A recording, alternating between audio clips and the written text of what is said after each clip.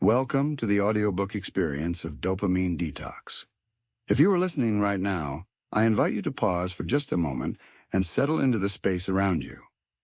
Slip on your headphones if you have not already, let the sounds of the outside world soften, and give yourself permission to be fully present with these words. This is your time, carved out from the noise and the rush, a quiet pocket where we can examine the forces that shape how you move through each day. You are listening to Dopamine Detox, and in the chapter that now unfolds before you, titled The Silent Epidemic of Instant Gratification, we will begin to name something that has been operating beneath the surface of modern life for years. What you are about to discover is the hidden architecture behind the constant pull toward quick hits of stimulation.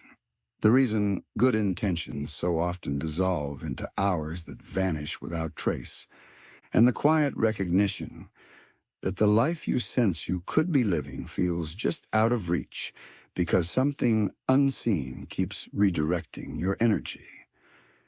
Have you ever reached for your phone in the first quiet moment of the morning, telling yourself it would take only a minute, only to surface 20 or 30 minutes later with a strange mixture of restlessness and emptiness settling in your chest?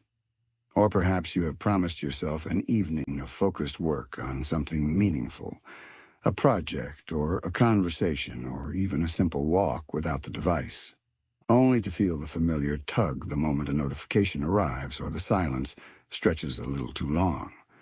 That almost involuntary movement of the hand, that sudden conviction that you might be missing something important, is not a personal flaw that willpower alone can fix. It is the predictable outcome of an environment that has been engineered with extraordinary precision and enormous resources to make resistance feel unnatural. You might notice this pattern most clearly at the end of a day when you sit back and realize that the hours passed in a blur of small scrolls and quick replies, leaving you with the uneasy sense that you were present for none of it, and yet somehow exhausted by all of it.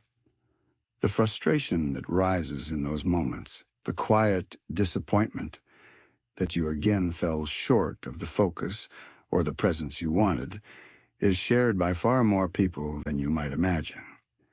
It is the signature of a silent epidemic, one that does not look like the dramatic addictions of the past, but instead spreads through ordinary routines, gradually reducing the depth of your attention, the richness of your relationships, and the satisfaction you once found in simple, undistracted moments.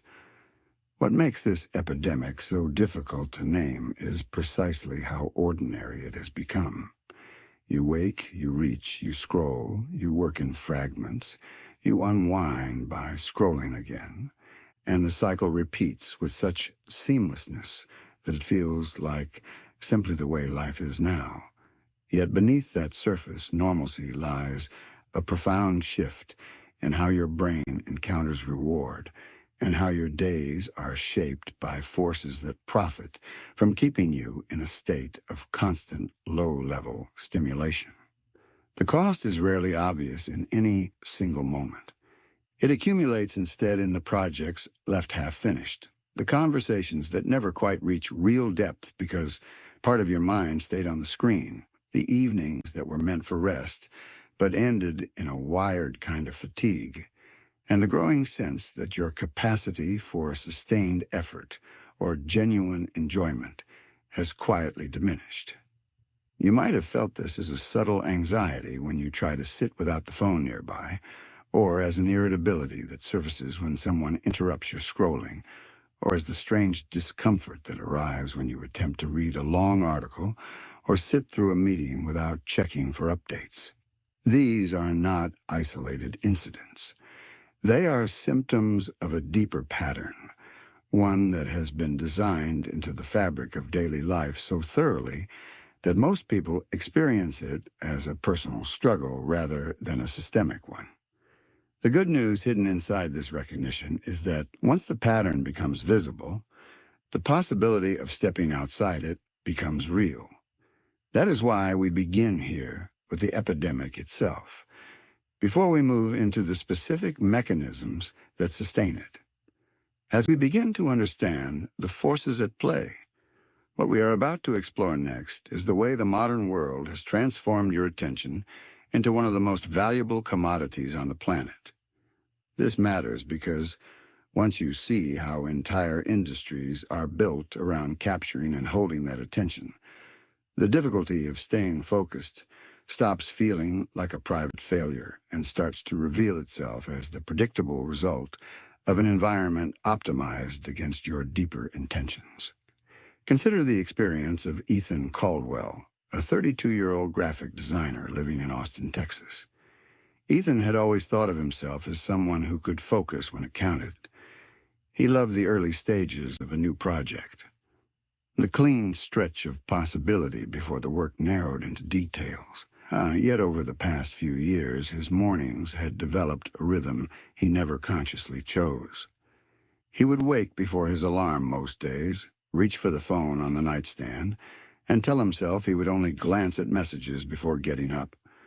The first notification, often an email or a team update, led to another, and the algorithm on his feed seemed to know exactly which short video or comment thread would hold his attention for one more minute. 40 minutes could pass in this way, the room still dim, his body still half in sleep, while the part of his mind that once used those early hours for sketching or quiet planning stayed quiet. By the time he reached his studio, the low-grade mental fatigue had already begun.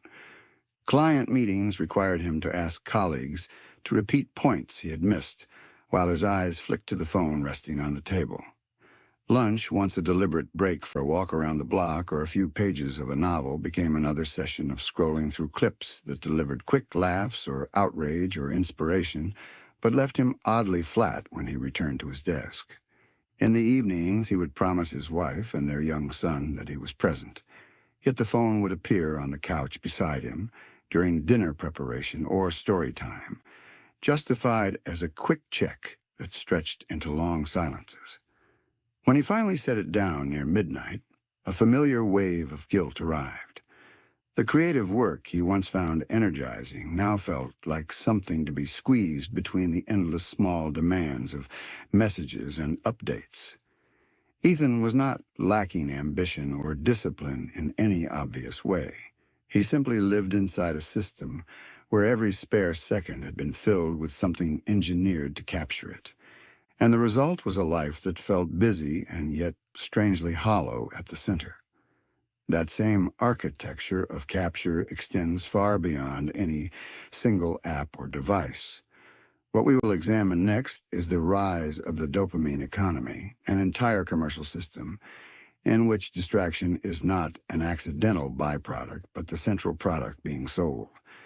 This matters because it explains why the platforms you use every day are structured to reward endless engagement rather than meaningful completion, and why the feeling of being pulled deeper and deeper into scrolling is not a sign of weak character, but the intended outcome of incentives that reward companies for keeping you there.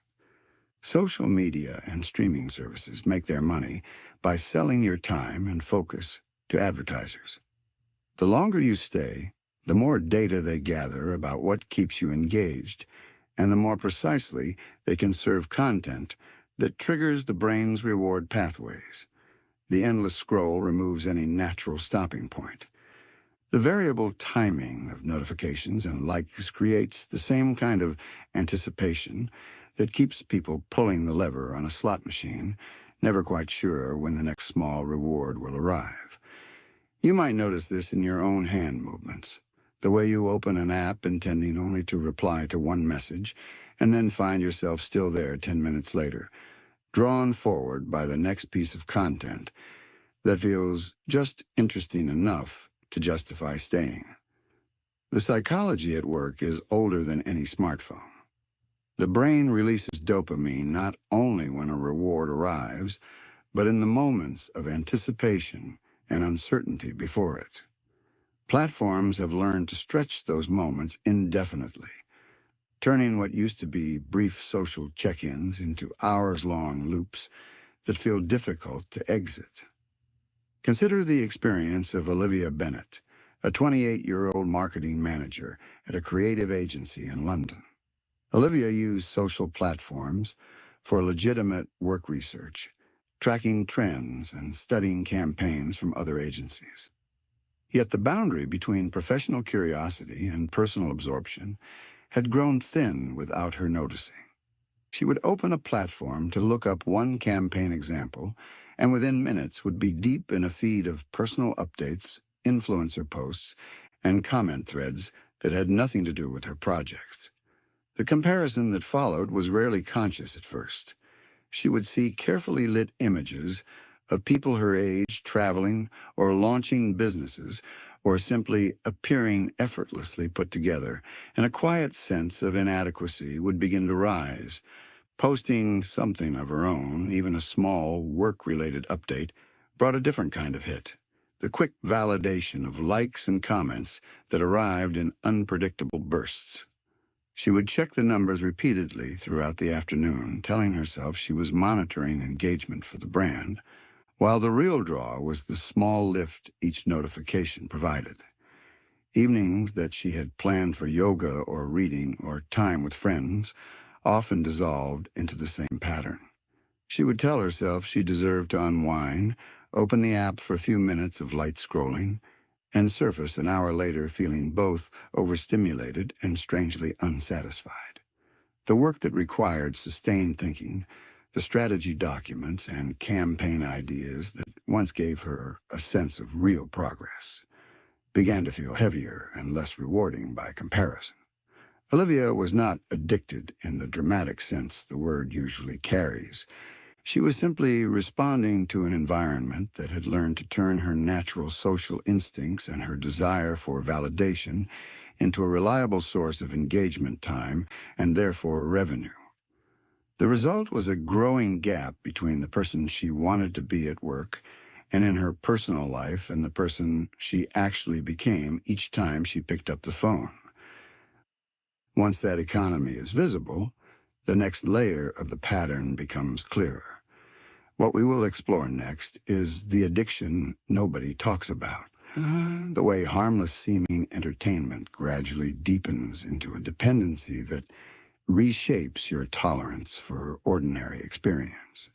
This matters because it explains why the decision to stop scrolling for the evening so often fails even when you genuinely want to stop, and why the voice in your head that says, just one more video, or just one more post, carries more weight than your longer-term intentions.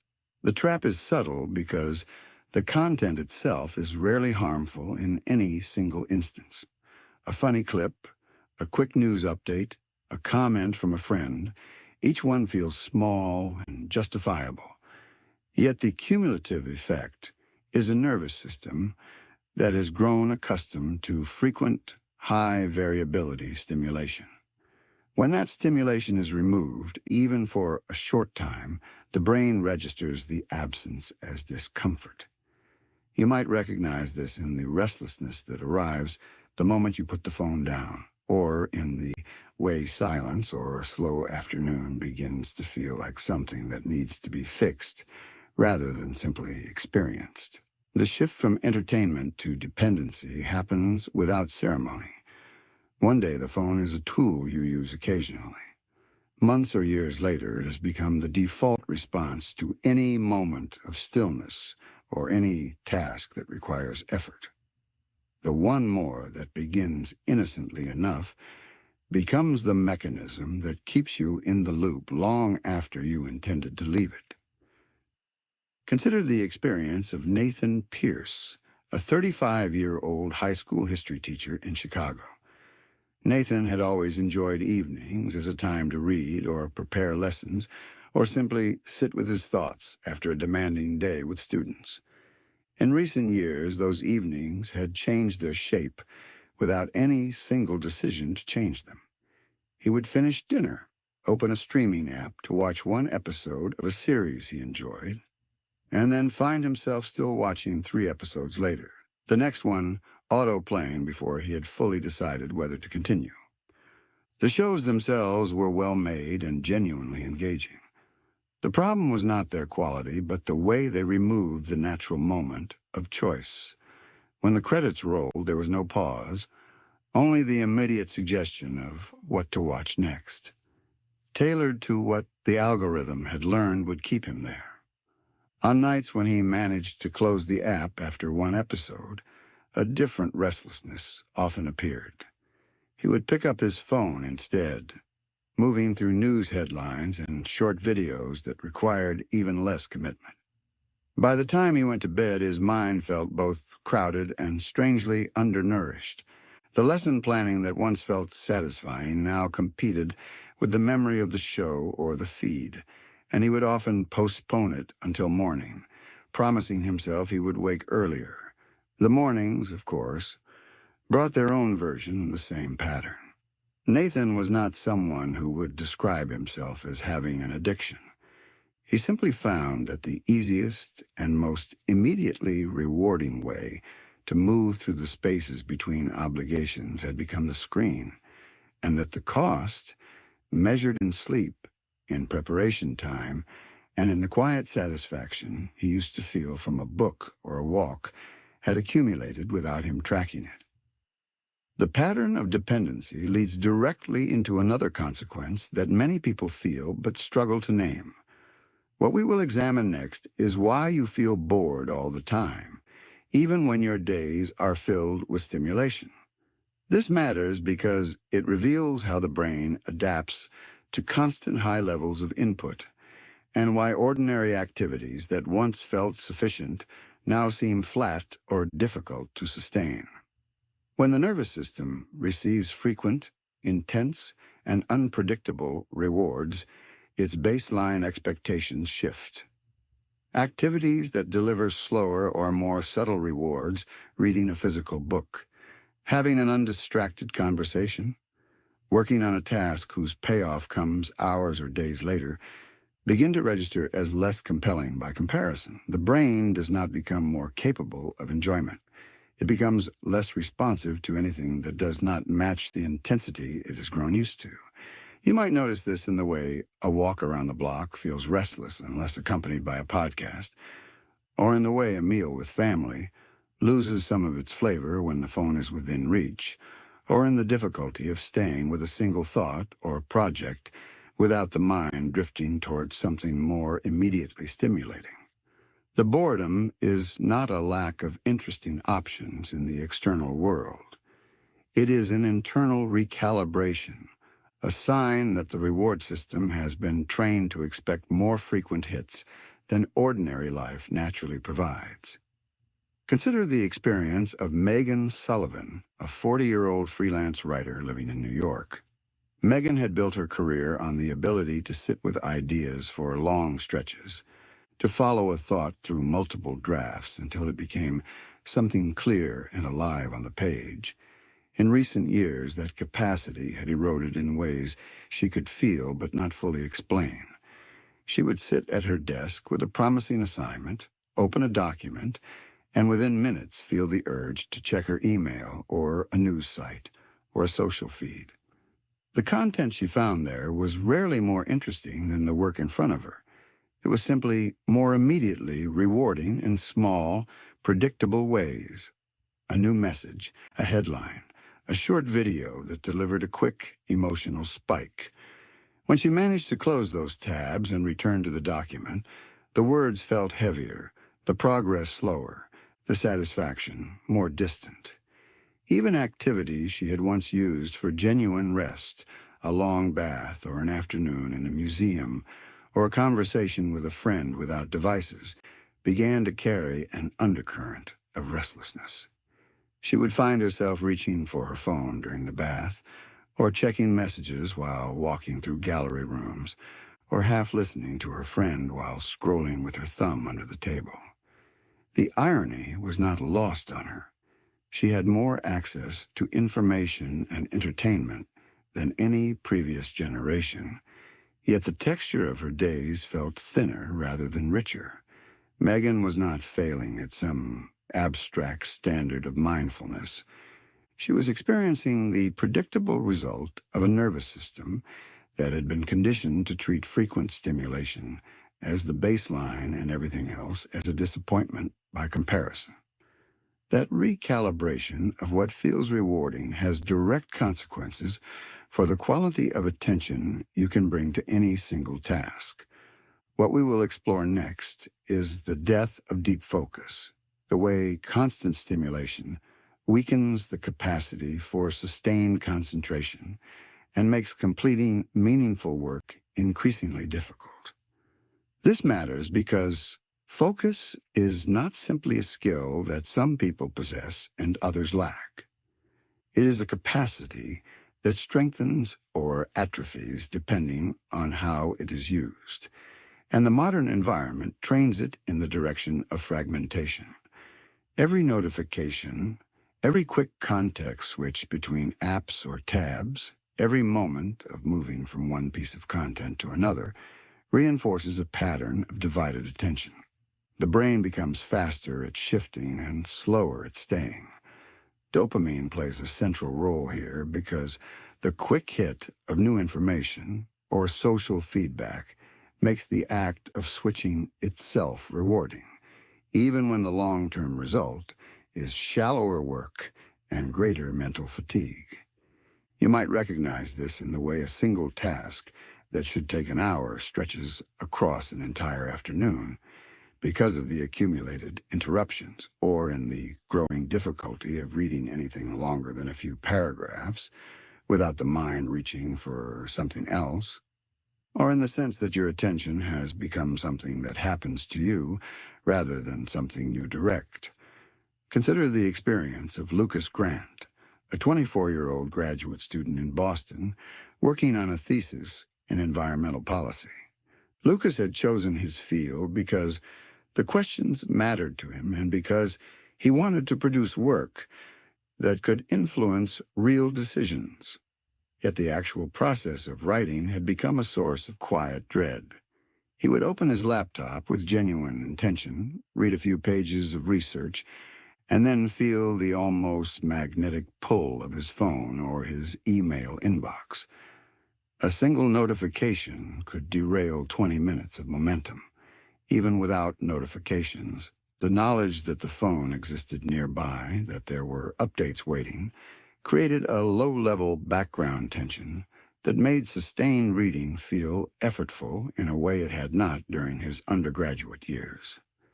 When he managed to stay with the material for an hour, the quality of his thinking was noticeably different from the fragmented sessions that filled most of his days.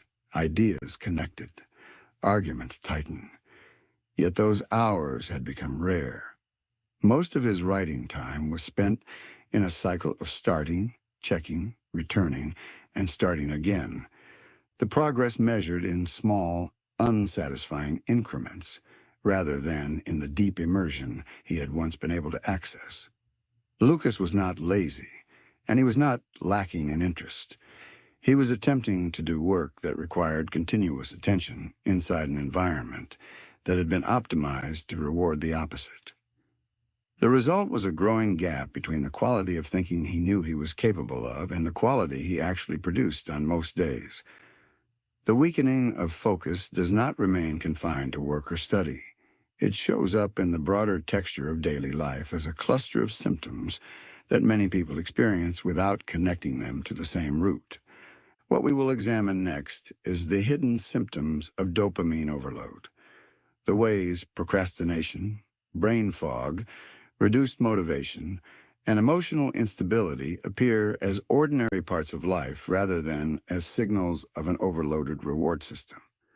This matters because these symptoms are often treated as separate problems to be solved with productivity hacks or more discipline, when in reality they are interconnected consequences of the same pattern of overstimulation. Procrastination becomes more likely when the brain has been trained to prefer immediate, low-effort rewards over delayed ones. Brain fog arrives when sleep is fragmented by late-night scrolling and when mental energy is constantly divided across too many open loops. Reduced motivation follows when the baseline level of stimulation available in ordinary tasks no longer registers as sufficient. Emotional instability surfaces as irritability when stimulation is withheld and as crashes or flatness after periods of intense engagement. You might recognize some version of these in your own patterns, the way a task you know matters gets postponed in favor of something easier, or the way your mind feels cloudy on mornings after heavy evening use, or the way small frustrations seem larger than they once did. Consider the experience of Hannah Reed, a 39-year-old corporate lawyer in San Francisco. Hannah had built a reputation for reliability and sharp thinking under pressure. In recent years, colleagues had begun to notice small shifts that Hannah herself struggled to name. She would arrive at the office with ambitious plans for the day, and then find herself moving through a series of smaller, more immediately completable tasks while the larger, more consequential work remained untouched. The procrastination was not dramatic. It looked like thorough preparation, like answering every email and organizing every file before beginning the brief that actually required her best thinking. By mid-afternoon, a familiar mental fog would settle in, the kind that made complex analysis feel heavier than it should. She began to rely more on caffeine and on the quick lift of checking her phone during meetings or between calls. Evenings that she had once used to decompress with her partner or with a book now often ended with her on the couch, scrolling through content that left her both overstimulated and unable to sleep when she finally went to bed. The irritability that had once been rare began to appear more frequently, small triggers at work or at home, producing reactions that felt disproportionate even to her. Hannah was still functioning at a high level by external measures. She was still meeting deadlines and maintaining relationships. Yet the internal experience had changed. The sense of steady competence she had once taken for granted had been replaced by a more fragile feeling of just keeping up, and the margin for deep thinking or genuine rest had narrowed without her making any conscious decision to narrow it. These symptoms, in turn, feed a larger illusion that affects how you evaluate your own days and your own progress. What we will explore next is the dangerous illusion of productivity, the way digital busyness disguises itself as meaningful work and makes it easy to mistake constant activity for actual forward movement. This matters because the feeling of being productive can become a substitute for the slower, less visible work of creating real value or making real progress on the things that matter most. Checking email, responding to messages, attending meetings, scrolling through industry updates, all of these can feel like work because they involve the same devices and the same mental posture as actual work. Yet much of this activity is reactive rather than generative. It fills time and creates the appearance of momentum while the deeper, higher leverage tasks remain untouched. You might recognize this in the end-of-day feeling that you were busy from the first moment until the last, and yet cannot point to any single outcome that moved an important project or relationship forward in a meaningful way. The illusion is reinforced by the visible nature of digital activity. Every reply sent, every notification cleared, every tab closed carries a small sense of completion that the slower work of thinking or creating rarely provides in the moment. Consider the experience of Daniel Hayes, a 43-year-old entrepreneur running a small product design studio in Seattle. Daniel had started the studio because he wanted to build things that lasted and to work with clients on projects that required real thought rather than quick execution. In practice, his days had come to resemble a constant stream of small communications. He would begin the morning with the intention of spending focused time on a new product concept or a client strategy document. Within the first hour, he would be pulled into email threads, team chat updates, calendar invites for meetings that could have been handled asynchronously, and quick research tasks that expanded into longer browsing sessions. Each of these activities carried the surface appearance of work. He was responding, coordinating, gathering information. Yet at the end of most weeks, the actual deliverables, the designs and proposals that generated revenue and satisfaction, had advanced far less than the volume of activity suggested. The team meetings he attended religiously often produced long lists of action items that then required more communication to track. The quick research dives frequently led to interesting but tangential articles and videos that consumed time without advancing the core work. Daniel would end many days with the sense that he had been in motion constantly, and yet the studio's most important goals, the ones that had motivated him to start the business in the first place, remained largely where they had been on Monday morning. He was not avoiding work. He was immersed in a version of work that the digital environment made easy and visible, while the version that required sustained, undistracted effort had become harder to protect. The cumulative effect of these patterns is not abstract. It shows up in the concrete texture of a life. What we will examine next is the price you pay every day. The lost opportunities, the weakened discipline, the reduced creativity, and the shift toward impulsive living that accumulate when attention is repeatedly fragmented and the reward system is kept in a state of constant low-level activation. This matters because the cost is rarely paid in a single dramatic moment. It is paid in the small decisions that compound over months and years, in the relationships that receive less presence than they deserve, in the skills that never quite develop because the time required for deep practice keeps getting interrupted, and in the quiet sense that your life is being lived in reaction to external prompts rather than in alignment with your own deeper intentions. Lost opportunities appear as the projects you meant to start, the conversations you meant to have, the health habits you meant to build, all postponed because the immediate environment offered easier alternatives. Weakened discipline follows from each successful resistance to the pull being followed by another moment of giving in, the neural pathways of self-trust eroding a little more each time. Reduced creativity emerges when the mind is rarely given the spaciousness required for original connections to form. Impulsive living becomes the default when the habit of pausing before acting has been replaced by the habit of responding to whatever arrives next on the screen. Consider the experience of Claire Bennett, a 36-year-old nonprofit program director in Portland, Oregon. Claire had entered her field because she wanted to contribute to work that improved people's lives in tangible ways. She cared deeply about the mission and about the team she led. Yet over time, the shape of her days had shifted in ways that made that contribution feel more distant.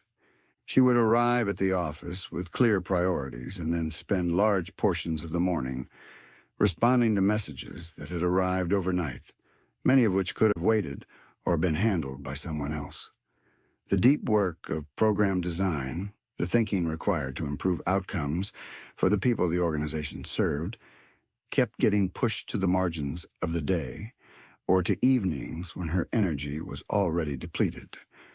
At home, she would intend to be fully present with her partner and their 2 children, yet the phone would often remain within reach during dinner or bedtime routines, the vibration or the glow pulling her attention even when she genuinely wanted to be elsewhere. The discipline she had once relied on to protect her most important commitments had become harder to access. She would set boundaries around her time and then find herself explaining them away when a notification arrived that felt urgent in the moment. Creativity, which had once been a source of energy and new ideas for her programs, now felt like something she had to schedule and protect, rather than something that arose naturally from engaged presence. Claire was still achieving visible results. The organization continued to function, and in many ways to grow. Yet the internal experience had become one of constant motion, without a corresponding sense of meaningful progress or satisfaction. The price was not a single lost opportunity, but a gradual narrowing of the life she had imagined she would be living inside the work she had chosen. The patterns we have traced through these pages are not separate problems.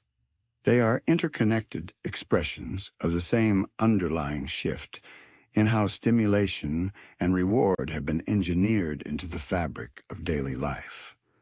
What we will explore in closing this chapter is the wake-up call, the moment when awareness begins to cut through the fog of normalcy, and the possibility of choosing differently becomes tangible. This matters because recognition is the first movement toward freedom.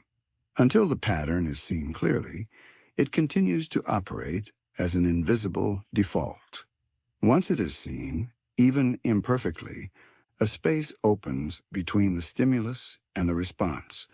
You begin to notice the reach for the phone before the hand is moved.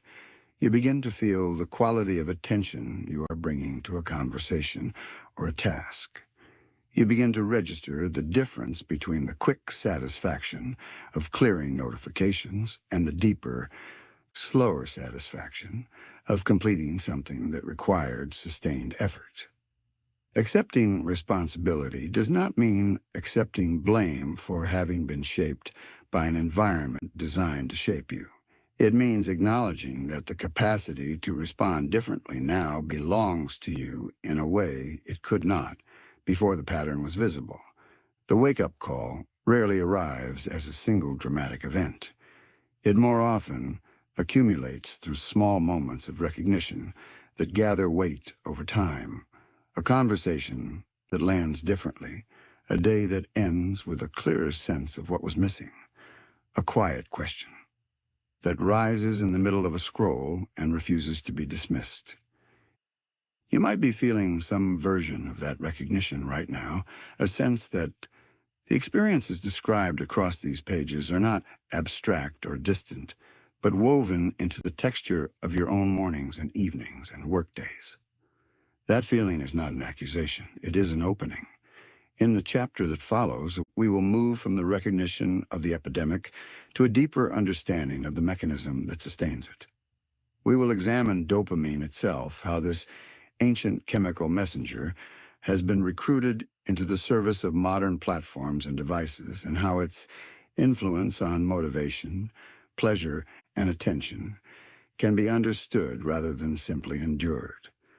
That understanding will become the foundation for the practical approaches that come later in this audiobook. Approaches that do not ask you to reject technology or to rely on heroic willpower, but instead to work with the realities of your own brain in an environment that was never designed to support your deeper intentions. The journey from here is not about becoming someone new. It is about becoming more fully yourself in a world that has made that more difficult than it needs to be.